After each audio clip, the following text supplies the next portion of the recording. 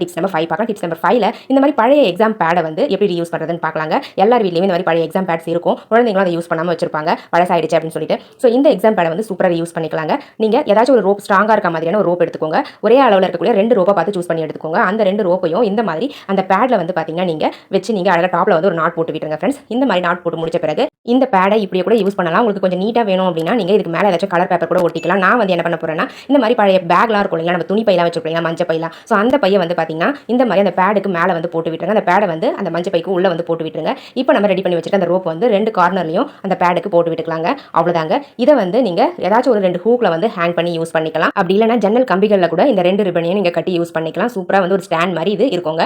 நான் வந்து ஒரு ஹூக்கில் வந்து ஹேங் பண்ணி காமிக்கிறேன் தற்சமயம். இப்போ நம்ம இதை ஹேங் பண்ணிட்டு இதுக்கு மேலே வந்து பார்த்தீங்கன்னா நிறைய வெயிட்டான பொருட்களை நீங்கள் வச்சு ஸ்டோர் பண்ணிக்க முடியும். பாருங்க, இந்த மாதிரி உங்ககிட்ட இருக்கக்கூடிய மளிகை பொருட்களை இந்த ஸ்டாண்டில் வச்சு நீங்கள் யூஸ் பண்ணிக்கலாங்க. பார்க்கவே ரொம்ப கியூட்டாக அழகாக இருக்கு பாருங்க ஃப்ரெண்ட்ஸ். உங்களுக்கு தேவைப்பட்ட நீங்களே இதே மாதிரி ட்ரை பண்ணி பாருங்க ஃப்ரெண்ட்ஸ்.